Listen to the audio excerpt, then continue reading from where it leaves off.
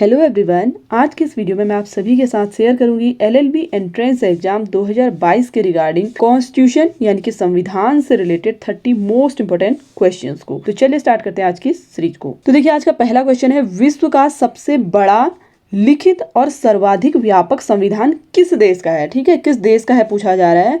Britain, Bharat, Canada, दक्षिण Africa. तो इसका राइट आंसर है ऑप्शन बी। भारत का जो संविधान है वो सबसे बड़ा लिखित व्यापक संविधान है।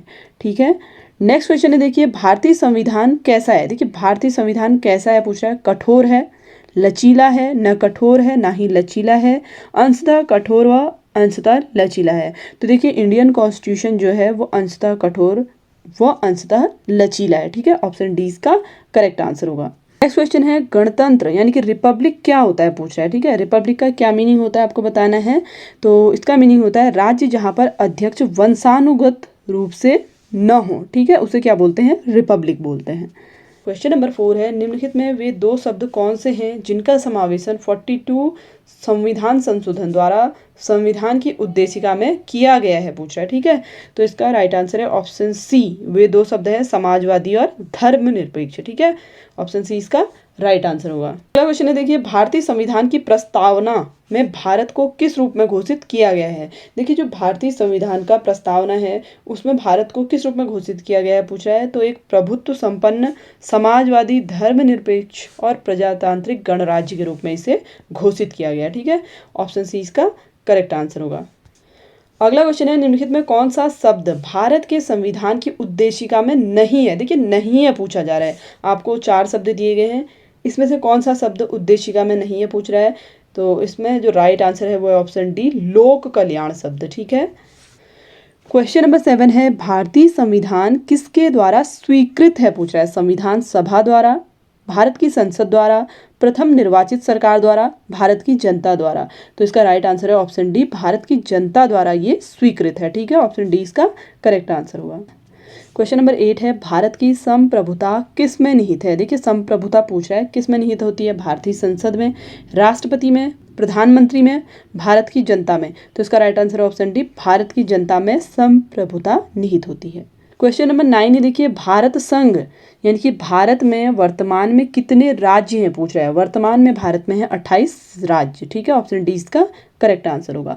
और अगर आपसे यूनियन टेरिटरी यानी कि आपसे अगर पूछा जाए कि कितने केंद्र शासित प्रदेश हैं तो उनकी संख्या है 8। क्वेश्चन नंबर 10 है, भारत का संविधान पूर्ण रूप से तैयार हुआ। देखिए जो इंडियन कॉन्स्टिट्यूशन है वो पूर्ण रूप से कब तैयार किया गया पूछ रहा है। तो ये किया गया था 26 नवंबर 1949 को। ठीक है, ऑप्शन बी इसका राइट आंसर होगा।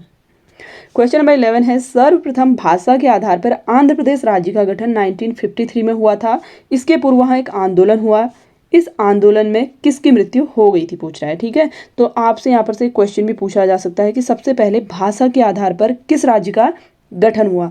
तो ये हुआ था आंध्र प्रदेश का। और अगर कब हुआ पूछेगा तो 1953 में हुआ था।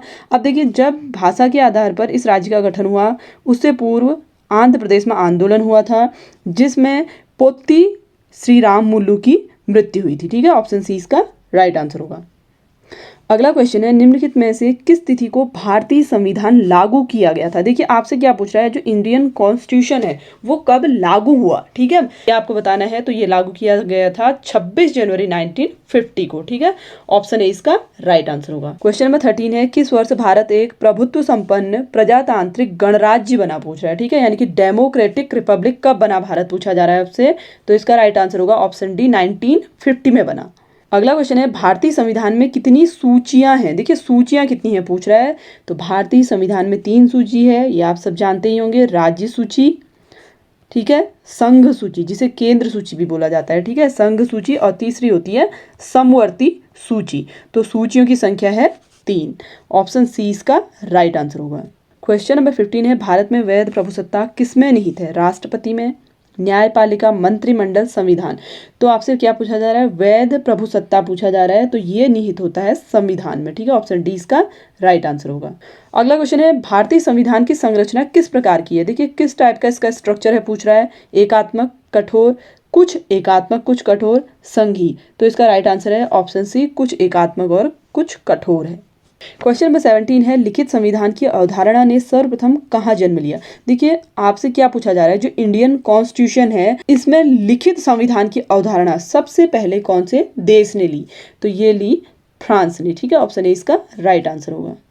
क्वेश्चन नंबर 18 है, निम्नलिखित में कौन सी विशेषता भारतीय संघ और अमेरिकी संघ दोनों में साझी है। देखिए भारतीय केंद्र यानी कि जो केंद्र सरकार होती है और अमेरिका की केंद्र सरकार होती है, दोनों में एक सी है पूछ रहा है। एकल नागरिकता, दोहरी नागरिकता, संविधान में 3 सूचियां, संविधान की व्याख्या के लिए एक संघीय उच्चतम न्यायालय।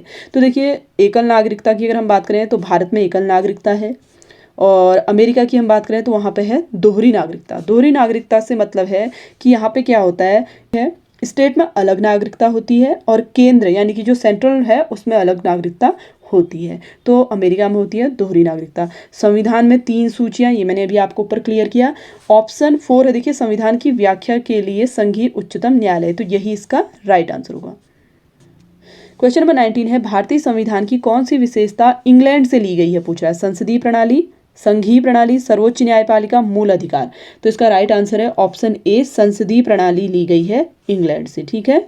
क्वेश्चन नंबर 20 है, भारत की संघीय व्यवस्था किस देश की संघीय व्यवस्था से अधिक समानता रखती है। संघ का मतलब होता है केंद्र से। ठीक है, जो केंद्रीय व्यवस्था है वो किस देश की केंद्रीय व्यवस्था से अधिक समानता रखती है, मतलब इक्वल है किस देश की पूछ रहा है। तो इस क्वेश्चन का राइट आंसर है option A, Australia. Next question है, भारतीय संविधान में समवर्ती सूची की अवधारणा ली गई है। देखिए जो समवर्ती सूची है, 3 सूचियां मैंने अभी आपको क्लियर किया था, राज्य, संघ और समवर्ती। तो इसकी अवधारणा कहाँ से ली गई है पूछ रहा है, तो ये ली गई है ऑस्ट्रेलिया से। ऑप्शन 20 का राइट आंसर होगा। अगला क्वेश्चन है, देखिए भारतीय संविधान के अंतर्गत संघ और राज्यों के बीच शक्तियों का विभाजन किसकी प्रेरणा पर आधारित है। देखिए जो संघ यानी कि केंद्र और राज्य की सरकारें हैं उनके बीच शक्तियों का विभाजन किसकी प्रेरणा पर आधारित है। अमेरिका के संविधान पे, कनाडा के, स्विट्जरलैंड या पूर्व सोवियत संघ की। तो इसका राइट आंसर है ऑप्शन बी, कनाडा के संविधान से संबंधित है। क्वेश्चन नंबर 23 है, देखिए भारतीय संविधान में मौलिक कर्तव्यों का विचार लिया गया है। देखिए मौलिक कर्तव्य से क्या मतलब है, यहाँ पर फंडामेंटल ड्यूटीज से है। ठीक है, तो फंडामेंटल ड्यूटीज क्या होती हैं, ये प्रत्येक नागरिक की होती है अपने देश के लिए, यानी कि अपने संविधान के आदर्शों का पालन करना। ठीक है, अपने देश में एकता बनाए रखना। तो इसी तरीके के पूरे 11 कर्तव्य हैं प्रत्येक नागरिक के। ठीक है, तो आपसे पूछा गया है ये विचार कहाँ से लिया गया है, तो ये रूस के संविधान से लिया गया है। क्वेश्चन नंबर 24 है, भारतीय संविधान में शामिल नीति निदेशक सिद्धांत किसके संविधान से प्रेरित हैं। तो ये प्रेरित हैं आयरलैंड के संविधान से। ठीक है, ऑप्शन डी इसका राइट आंसर होगा।